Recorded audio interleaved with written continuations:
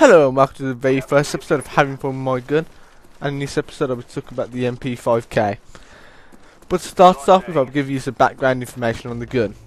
Although the Mp5 was produced by Heckler & Koch, please correct me if I said that wrong because I'm not German, believe it or not. Well, the Mp5 was first conceived in 1964 and the prototype was made in 1965. But the final production product rolled off the line in 1966. At this point it fired the 9mm pistol round used by most pistols and submachine guns at the time, and nowadays to be honest. But later versions of the gun allowed it to fire the 10mm auto, which had greater stopping power. The Mp5 uses a gas operated mechanism which allows it to fire at around 800 rounds per minute. The Mp5 either has a 30 round or 15 round magazine. The Mp5 had many versions and later versions, and it ended up creating the Mp5k. The K in the name stands for curse, because I can't say I'm not German, but the K actually stands for short in English. And the Mp5k had many differences to the original Mp5. First of all, the Mp5k had no shoulder stock and the bottom receiver was shortened at the rear. The barrel also ended at the base of the foresight. If you don't understand what that means, literally it means that the barrel does not extend further than the front of the gun. So where you see the sight in the front of the gun, it does not go any further than that, which means that muzzle devices such as suppressors in Call of Duty cannot be used, as it just won't fit on pretty much. Later versions of the Mp5 allowed it to fire free burst variant, so the fire rate could be changed. The Mp5k was designed specifically for special forces used in close quarters. So I take it was designed for counter-terrorism, pretty much. But if you know, the SES and counter-terrorism aren't allowed to use suppressors anyway, for some weird reason. So, to be honest, you have to make sure the terrorists know you're coming. Which I think is pretty pointless, but that's the way it goes. Okay, now to the game. In this game I'm using Scavenger, Sleight of Hand and Hacker. The reason why I'm using Scavenger is because the Mp5k eats bullets, literally. It's a hungry kid. And so it's good to start, if you have Scavenger Pro, it's good to start with that amount of bullets, and it's also good to pick up bullets as you go along, so you don't have to pick up other people's guns. The reason why I chose Sleight of Hand is because I would have chose Steady Aim. It's like between Sleight of Hand and Steady Aim. Even the Mp5k is already great at firing anyway, so Steady Aim is not vital, but you can use it if you're comfortable with not reloading quickly. Yep.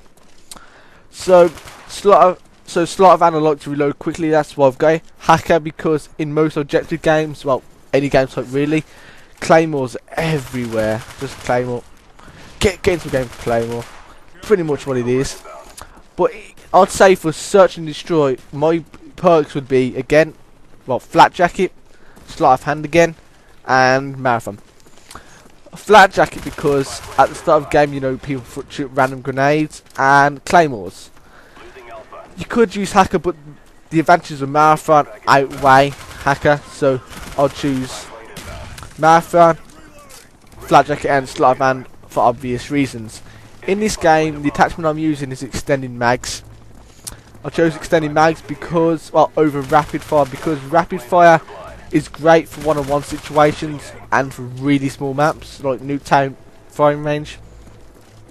But it's best, as I said, for one-on-one situations. When it's 1-on-2 or 1-on-3 or 1-on-4, then the extending mags, the extra 15 bullets in the gun, really help you to get the kill.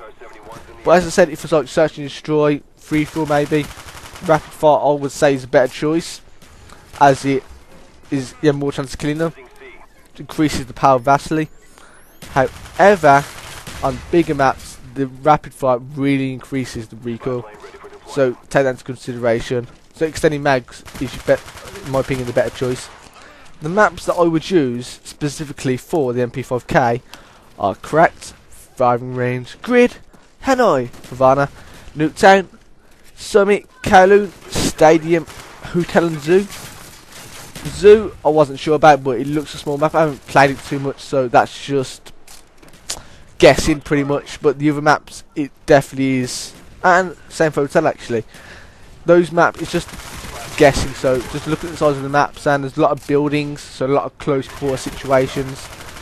The reason why I chose all these maps is, as I said, close quarter situations. There isn't too many long lines of sight, so tap firing is not required as much. So it's just getting a spray. But maps that you can consider using are Launch, Radiation, WMD, and Burning Warm.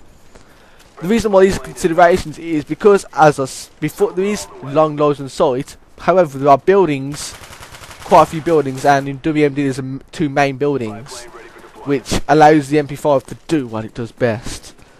So if you can control the MP5, keep people into the close quarter situations, then you can dominate with the gun. However, going to the long situations, assault rifles, even other SMGs will outgun it. So take that into consideration. When using the Mp5k, it's always vital that you know when to use it. I'd say at long distances, if you have to, tap firing is the way to go. Because the Mp5k recoil works as when you first start shooting, it jumps upwards, which is not a problem. However, when you hold the trigger down, it jolts from right to left, so it's like a snake. So it is. So just do 1 or 2 rounds every tap, and that should allow you to take on people at range. Or a better option is be a coward, like me. Yeah, I said it was Jimmy. It's like, just be a coward and just run away, fight another day. Because assault rifles, all the other guns are gonna it's gonna get you. They're gonna hunt you down and watch you die. It's sad. It's a sad day for all of us. So to sum up everything, Mp5k, great hip firing. Well, yeah, it's actually fantastic hip firing. Remember, up close, say inside 10 feet, hip fire, just hip fire. I know everyone's going to call you noob. You're a noob. Noob. But trust me, hip firing, you'll win. But it's just jealousy, to be honest. And keep people into close quarter situations. And I hope you enjoyed the gameplay. Next gun I'll be covering is the Scorpion. Yes, and this time I'll be covering is to give you some background information on the gun. So see you next time. But what we will be doing is bringing the Search and Destroy series to you. And it'll probably be done by me and Rob. If you know, we're both called Rob. Obviously. So we're going to cover in Search. So hopefully you enjoy that. That'll be coming soon, hopefully. Speak to you another time. Thanks for the time. Bye. Please like, favourite and subscribe. Like and subscribe. Thank you.